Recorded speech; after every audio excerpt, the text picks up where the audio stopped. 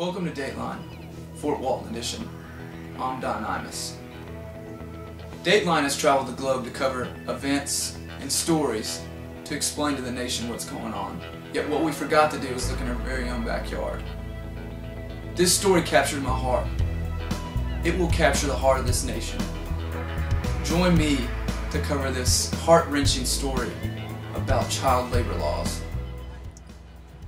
When I arrived in Fort Walton, I noticed a cheerful and playful Carter Williams.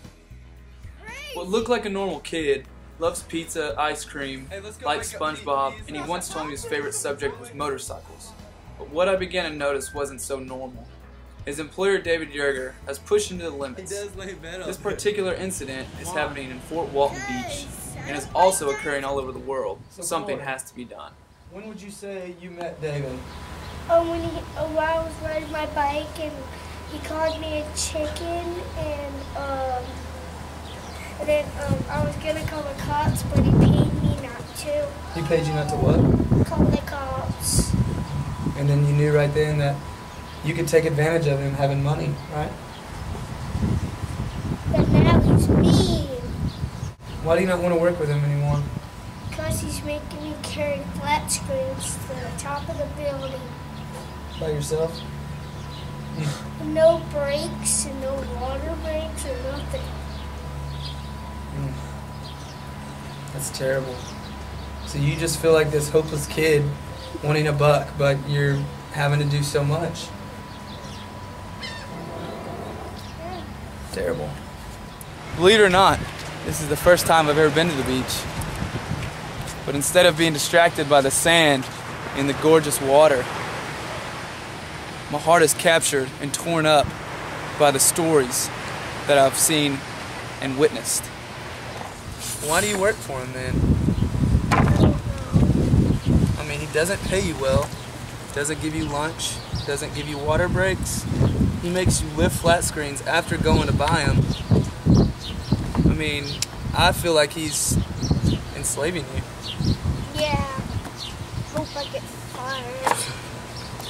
During many sleepless nights here at the Sandman, I caught up with one key individual to interview to talk about Carter. Kelton, Carter's brother.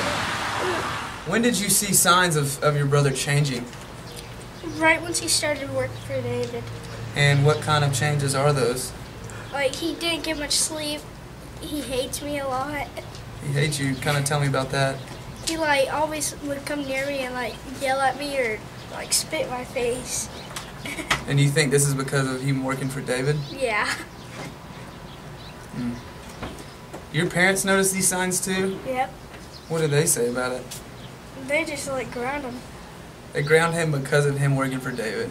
No, for, like, spitting in my face and calling me idiot. Because he works for David. Yeah, practically. Practically. Do you know how much David's paying your brother? $1 an hour. I couldn't believe what Carter's brother was telling me.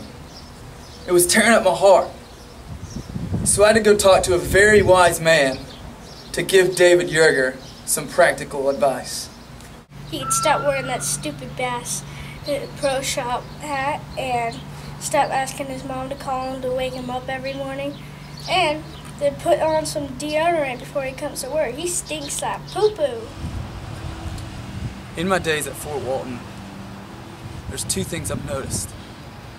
This very nice car that David Yerger drives, and the other one, the fits of rage, the weird noises, the extreme reactions that Carter's been expressing.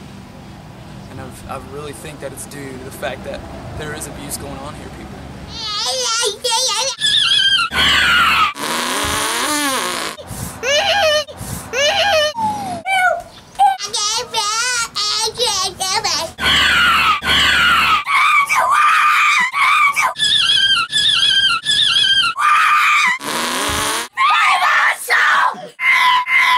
Also caught up with Todd, who is the mayor of Fort Walton.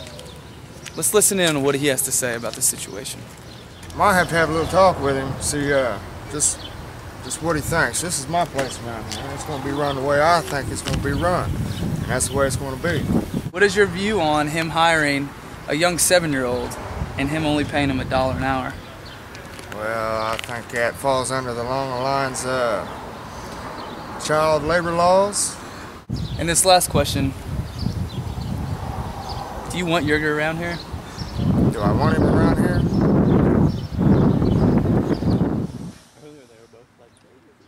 As I was leaving, I saw these two innocent boys waving at me.